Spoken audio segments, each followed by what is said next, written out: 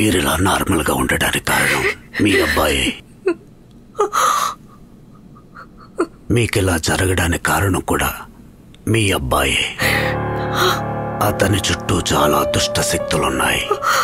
అవన్నీ ఒకటిగా చేరి అతన్ని వాళ్ళ వైపుకి లాక్కొట్టున్నాయి. ఇప్పుడు మీరు అంతం చేశారా ఫాదర్?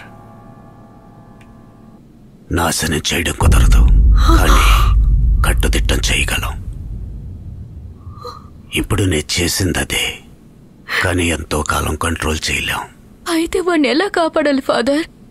ముందు అతని నుండి మిమ్మల్ని మీరు కాపాడుకోండి. ఏంటి ఫాదర్ మీరనేది? ఆ దుష్ట ప్రభావం వల్ల అతని చుట్టూ ఉన్న వాళ్ళకి ప్రమాదమే.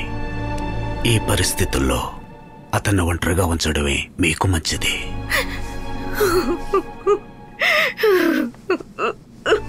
వీలైనంత వరకు మీరెవరూ అతనితో ఉండకండి. అతను ఒంటరిగానే ఉండాలి.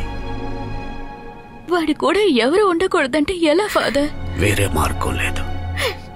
అతనితో ఉంటే మీ ప్రాణాలకే ప్రమాదం అవుతుంది.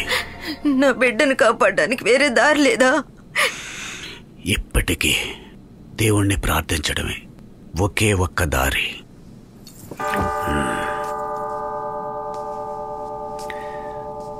వీలైతే రేపు చర్చికి రండి. కర్ణాన్ని కూడా తీసుకురమ్మంటారా ఫాదర్? మీరు మాత్రం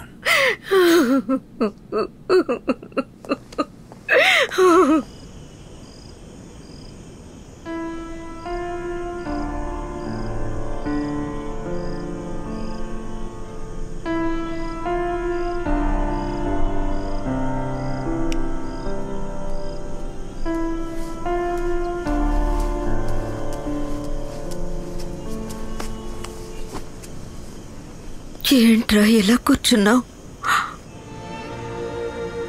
నేను ఎక్కడికైనా వెళ్ళిపోతానమ్మా. ఎందుకురా? నా వల్ల మీకేమైనా అవుతుందని భయంగా ఉందమ్మా. ఏంట్రా ఈ మాటలు? ఈ సమయంలో నిన్ను ఒంటరిగా ఎలా వదిలేస్తాం? తెలుసుకోకుండా మాట్లాడకమ్మా. నా చుట్టూ ఏం జరుగుతుందో నీకు బాగా తెలుసు. మీకేమైనా అయితే నేను సత్యంగా తట్టుకోలేనమ్మా. ఇలా చూడు కన్నా, ఫాదర్ చెప్పిన మాటే దేవి నీతో చెప్పింది. నువ్వు దాని గురించి బాధపడకు. ఇలా చూడు, మేమెవరూ నిన్ను వదిలిపెట్టి ఉండలేవురా. రే, ఎలాంటి సమస్య వచ్చినా దానికి పరిష్కారం ఉంటుందిరా. చూడు, రేపు ఫాదర్ రమ్మని చెప్పారు కదా. రే, నువ్వు నా ప్రాణంరా. ఇలా చూడు, అమ్మ నేనున్నాను, నువ్వు ధైర్యంగా ఉండు. అది కాదమ్మా. నువ్వు ఇంకేం చెప్పకు. ఇంకేం జరిగినా కానీ నిన్ను మేము విడిచిపెట్టి వెళ్ళాం. రా, వచ్చి పడుకో బాబు.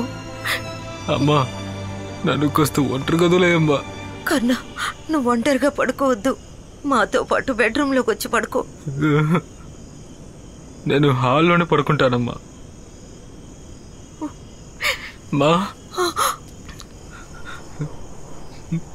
డోర్ని లాక్ చేసుకోండి అమ్మా.